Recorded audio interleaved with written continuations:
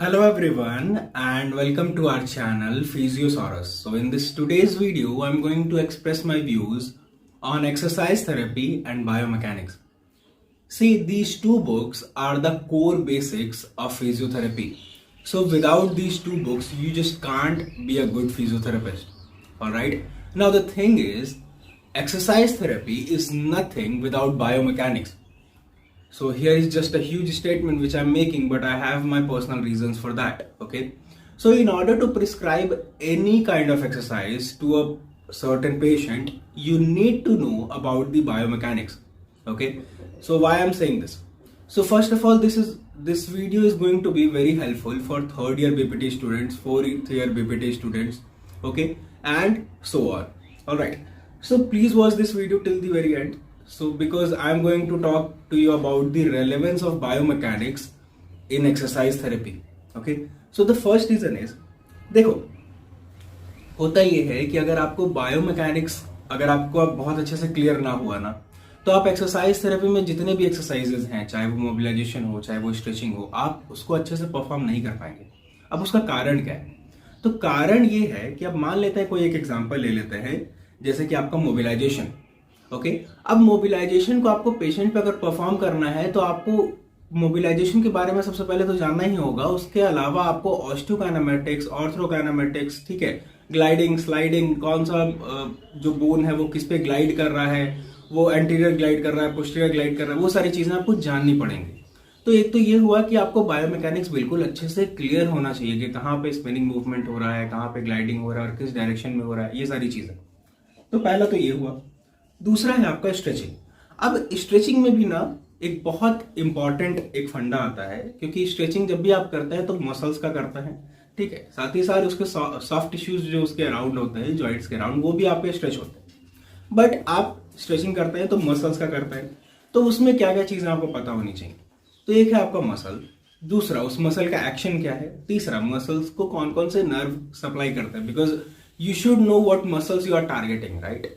तो अब क्या है कि आपको मसल्स का नाम पता होना चाहिए कि आपका कौन कौन सा मसल है, साथ ही साथ उसका एक्शन बहुत ज्यादा इंपॉर्टेंट है. यानी कि किसी का शोल्डर का अगर फ्लेक्शन रेंज ऑफ मोशन अगर जाम है या अगर वो नहीं हो रहा, रेस्ट्रिक्टेड है, ठीक है, तो आपको पता होना चाहिए कि शोल्डर फ्लेक्सर मसल्स कौन कौन से हैं और आप उस अकॉर्डिंग ही अपना स्ट्रेचिंग परफॉर्म करेंगे.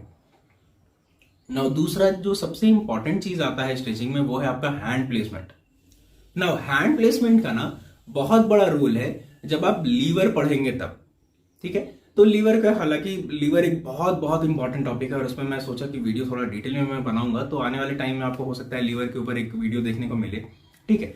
तो आपको हैंड प्लेसमेंट के बारे में पता होना जरूर आपको पड़ेगा ही पड़ेगा, तो वो भी एक बायोमैकेनिक्स का एक पार्ट है.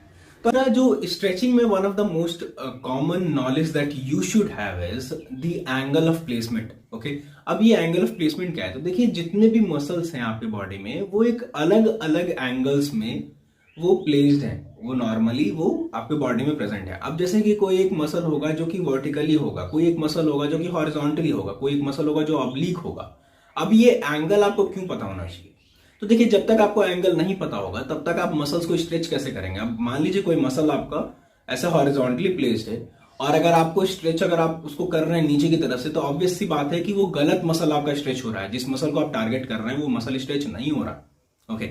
आपको बेसिकली पता होना चाहिए कि आपके बॉडी में जो, अब पेक मेजर का अगर आप स्ट्रेचिंग कर रहे हैं तो वो कहाँ पे प्लेस्ड है, तो पेक मेजर कुछ इस तरह से प्लेस्ड है, तो आपका मूवमेंट क्या होगा, उसके अकॉर्डिंग आपका स्ट्रेचिंग परफॉर्म होता है, राइट. तो एंगल जानना बहुत ज्यादा इंपॉर्टेंट है, किस तरह से वो बॉडी में प्लेस्ड है वो भी बहुत ज्यादा इंपॉर्टेंट है.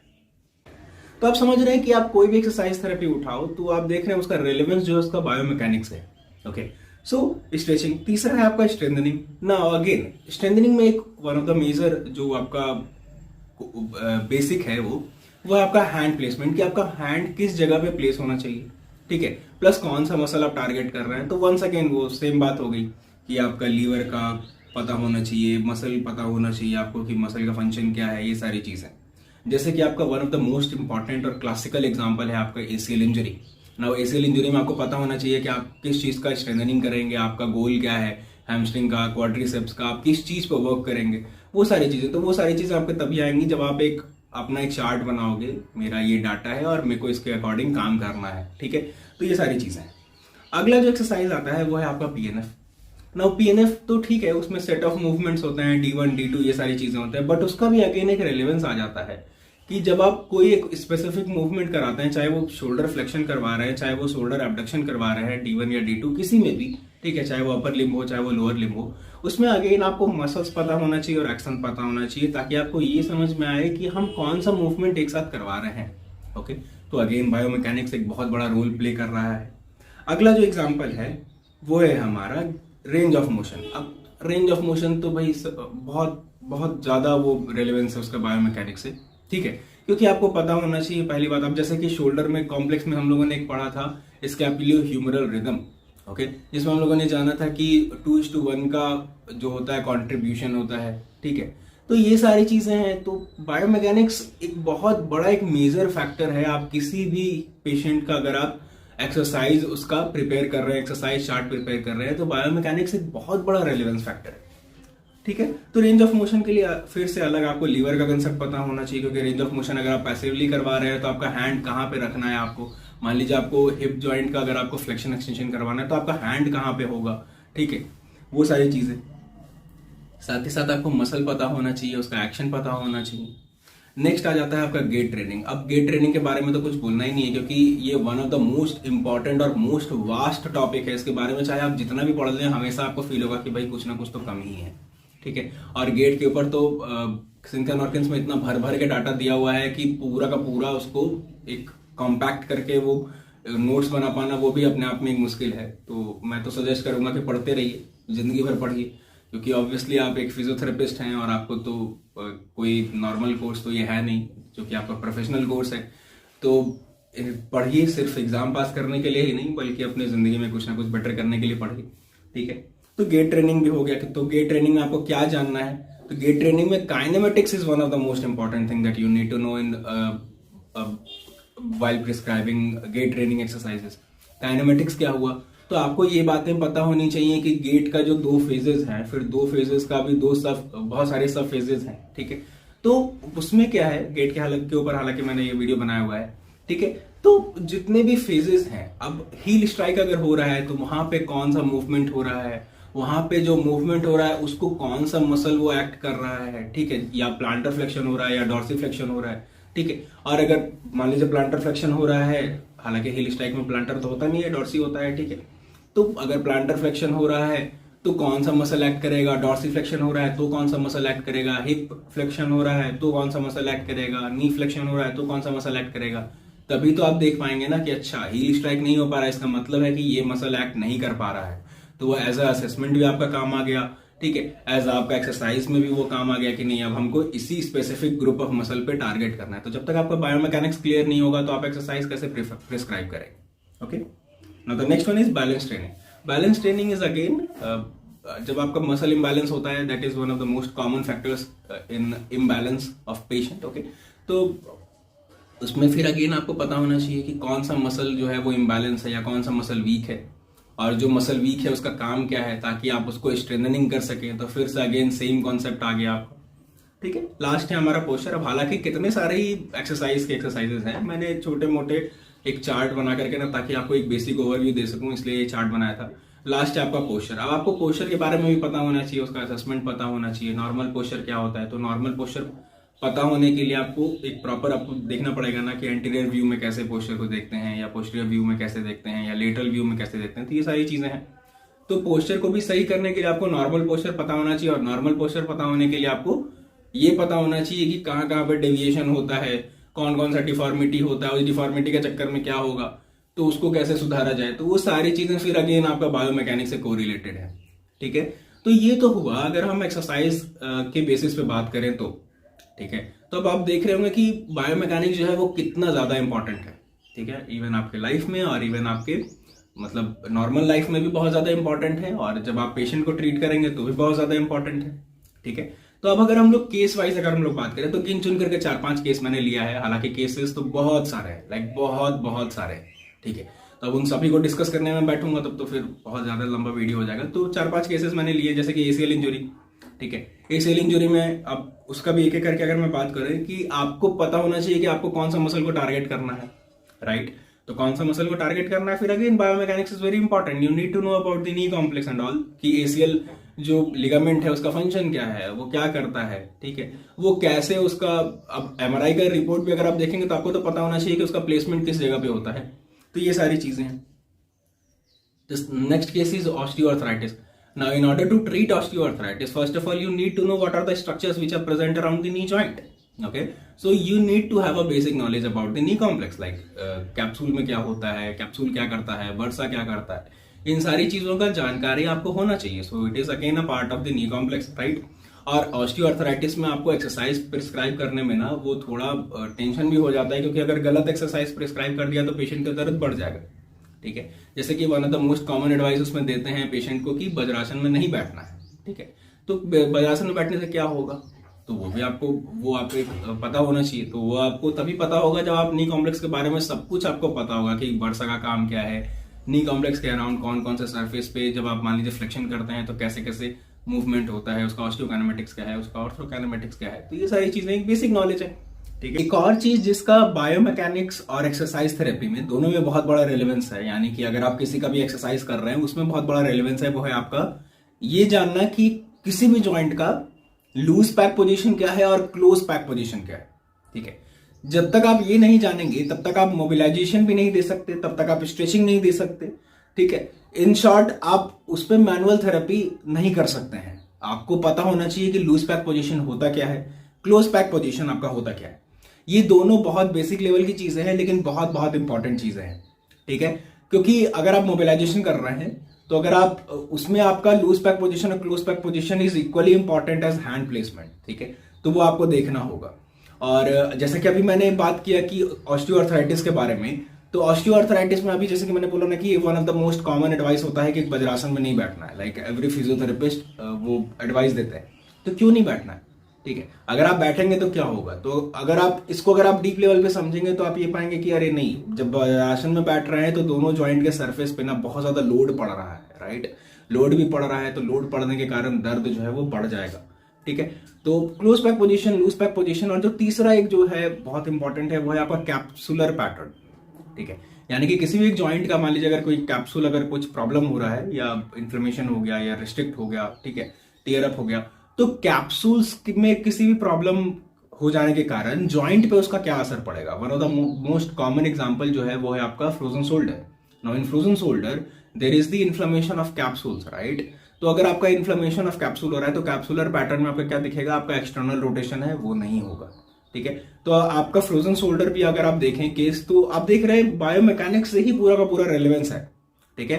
तो आपको बिल्कुल पता होना चाहिए loose pack position, close pack position, capsular pattern, ठीक है, ऑस्टियोकाइनेमेटिक्स, ऑर्थोकाइनेमेटिक्स, कैसे डायरेक्शन में स्लाइड कर रहा है, कैसे डायरेक्शन में ग्लाइड कर रहा है, कैसे डायरेक्शन में रोल हो रहा है, ये सारी चीजें आपको पता होना चाहिए। इवन एक्सिस और प्लेन भी आपको पता होना चाहिए, क्योंकि हर एक मूवमेंट जो होता है उसका अपना एक एक्सिस होता है, उसका अपना एक प्लेन होता है, राइट।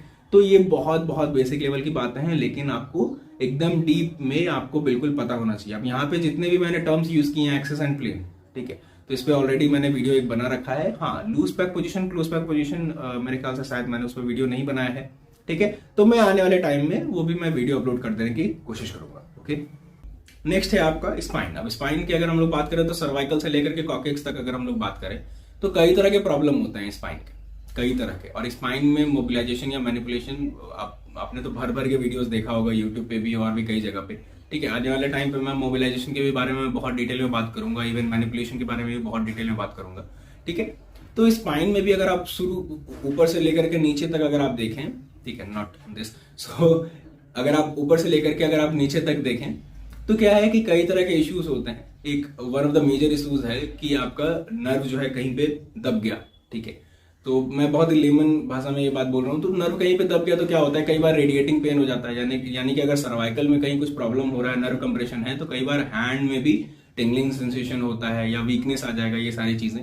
तो अगेन आपको एक तो पता होना चाहिए नर्व के बारे में पूरा का पूरा, प्लस आपको पता होना चाहिए पूरा वर्टिब्रा के बारे में भी बहुत अच्छा नॉलेज होना चाहिए आपको, ठीक है। काइनेमेटिक्स, काइनेटिक्स, बहुत सारी चीजें उसमें भी आ जाती हैं, ठीक है। जैसे कि क्या होता है कि कई बार गर्दन आगे पेशेंट आगे जब करता है तो दर्द होता है उसको, पेशेंट को, तो आपको पता होना चाहिए कि उस केस में आपको क्या करना है, नहीं करना है। वर्टिब्रल कॉलम का तो फिर अलग से ही पूरा का पूरा वो बायोमैकेनिक्स यानी कि वर्टिब्रल कॉम्प्लेक्स एक है, तो उसको मैंने हालांकि डील नहीं किया है क्योंकि वो बहुत ज़्यादा ही बड़ा हो जाता है और उतना, ठीक है। तो आने वाले टाइम में मैं हालांकि बिल्कुल करूंगा ही करूंगा, ठीक है, छोड़ूंगा तो नहीं ही, ठीक है। तो एक तो ये हो गया स्पाइन। चौथा है आपका फ्रोजन शोल्डर, जिसमें मोबिलाइजेशन आपका बहुत बड़ा रोल प्ले करता है। तो मोबिलाइजेशन का अलग से वो तो पहले ही मैंने डिस्कस किया है कि उसका बायोमैकेनिक्स में क्या रिलेवेंस है। फिर आता है आपका रोटेटर कफ इंजुरी, फिर है आपका डिफॉर्मिटी जैसे कि वायरस, वैल्गस, वेलगम, वैरम, जिसमें एंगल जो होता है वो बहुत इंपॉर्टेंट है। एंगल इसलिए हमारा इंपॉर्टेंट है क्योंकि अगर एंगल एक नॉर्मल हो, जैसे कि अगर मान लें हमारे एल्बो के पास एक एंगल होता है, राइट, जब आप एनाटॉमिकल पोजीशन में खड़े होंगे तब आप देखेंगे जो फीमेल्स होती हैं उनका कैरिंग एंगल जो होता है वो ज्यादा होता है मेल के कंपैरिजन। नाउ अगर ये ज्यादा हो जाए तो ऑब्वियस सी बात है प्रॉब्लम होगा ही होगा, ठीक है। और अगर नी में भी सेम हाल है, अगर आपका एक टिबियोफिमोरल एंगल हो गया, ठीक है, कैल्केनियो वायरस या कैल्केनियो वैल्गस जो एंगल है वो सारे एंगल्स जो हो गए, तो एक नॉर्मल तक हो तब तो ठीक है। अगर नॉर्मल से बढ़ जाएगा वो तो ऑब्वियस सी बात है प्रॉब्लम होगा, क्योंकि फिर वो मसल एक्ट करने लगेंगे जिन्हें एक्ट नहीं करना चाहिए, ठीक है। तो ये भी एक बहुत बड़ा बायोमैकेनिक्स का एक मेजर रोल है यहाँ पे कि आपको नॉर्मल सबसे पहले पता होना चाहिए आप नॉर्मल को ट्रीट करने के लिए, राइट। तो ये सारी चीजें हैं। फिर है आपका गेट इश्यूज, ऑलरेडी डिस्कस कर लिया है मैंने, ठीक है। 8th में आपका है आप नॉर्मल पोस्चर डिफॉर्मिटी के कारण, जैसे कि नॉक नीज हो गया, ठीक है। तो ये सारी चीजें हैं। तो मुझे बस इस वीडियो में इतना ही डिस्कस करना था। अब आपको समझ में आ रहा होगा कि बायोमैकेनिक्स कितना ज्यादा इंपॉर्टेंट है। तो अगर आप ये वीडियो देख रहे हैं और आप, मेरे ख्याल से अगर आप सेकेंड ईयर में हैं, ठीक है, क्योंकि सेकेंड ईयर से ही हमारा बायोमैकेनिक्स शुरू हो जाता है, तो प्लीज इस बुक को लाइटली मत लीजिए, डिस्कस कीजिए। जितना ज्यादा पढ़िएगा आपके लिए उतना ज्यादा हेल्पफुल होगा, ठीक है। एग्जाम पास करने के लिए मत पढ़िए, ठीक है। एग्जाम जब आए तो नोट्स पे फोकस कीजिए, ज्यादा आप किताब से ही पढ़ने का कोशिश कीजिए, खुद का नोट्स बनाइए, ज्यादा दूसरों के चक्कर में मत रहिए। तो यही है, आप अगर ये सारी चीजें कर लेते हैं तो मुझे नहीं लगता कि आप में कोई कमी होगी कल को, ठीक है। और आप बाकियों से तो बेहतर जरूर होंगे। तो ये मेरा खुद का पर्सनल एक ओपिनियन था जो कि मैंने आप लोगों के साथ शेयर किया। Biomechanics is one of the most important book. Please read it. Don't take it lightly. Okay. And along with biomechanics, please read Kistner exercise therapy book or Dina Gardner exercise therapy book. Any standard books on exercise therapy. Okay. So this is it. ये video यहीं पे खत्म होता है। एक और चीज जो कि मैं इस वीडियो में डिस्कस करने वाला था कि अगर आपको कहीं भी कोई दिक्कत हो रहा है, कि जैसे अगर आप नए हैं, बायोमैकेनिक्स आपको सब्जेक्ट अभी तुरंत नया नया मिला है, तो अगर आपको नहीं समझ आ रहा है कि कहाँ से पढ़ूं, कैसे पढ़ूं, क्या करूं, नहीं करूं, तो आप बिल्कुल बेहिचक मुझे व्हाट्सएप पे मैसेज कर सकते हैं, यूट्यूब पे कमेंट कर सकते हैं। आपको जैसे हेल्प चाहिए मैं वैसे आपका हेल्प करने की कोशिश करूंगा, ठीक है। तो मैं आपको बिल्कुल गाइड करूंगा। और बस फिलहाल इस वीडियो में इतना ही। Thank you so much for watching this video. Bye bye and please share this video with your batchmates, okay, because this is very very important topic which I believe, okay। So and if you believe the same, please share this video to everyone.